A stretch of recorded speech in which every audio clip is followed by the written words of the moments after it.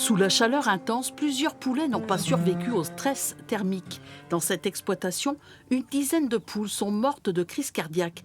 Pourtant, dans cette ferme, on aère les abris et les poules sont hydratées. Plusieurs fois par jour, on vérifie donc avec les pipettes si l'eau coule bien pour pas qu'ils aient un manque d'eau voilà, dans la journée. Les poules ne transpirent pas, elles ne peuvent donc pas gérer leur température corporelle. Pour résister, elles allaitent le bec ouvert. Ce stress thermique n'est pas sans incidence économique. Les poulets vont grossir beaucoup moins vite parce qu'en fait, ils boivent beaucoup d'eau. Et donc, ça les fait moins manger. Et les poules, c'est pareil, elles gardent un peu leur énergie pour elles et ça coupe leur cycle de ponte. Donc, en fait, on a moins d'œufs aussi. Enfin, voilà.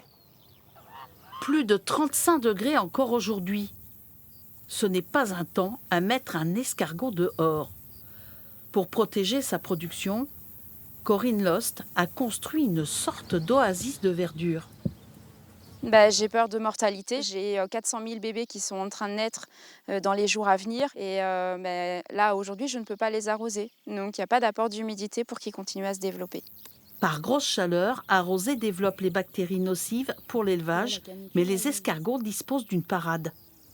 On voit qu'il a commencé à fabriquer avec sa bave un pansement pour éviter de se déshydrater. Et donc là, il commençait à se coller pour éviter de sentir la chaleur et que son humidité sorte de sa coquille, justement.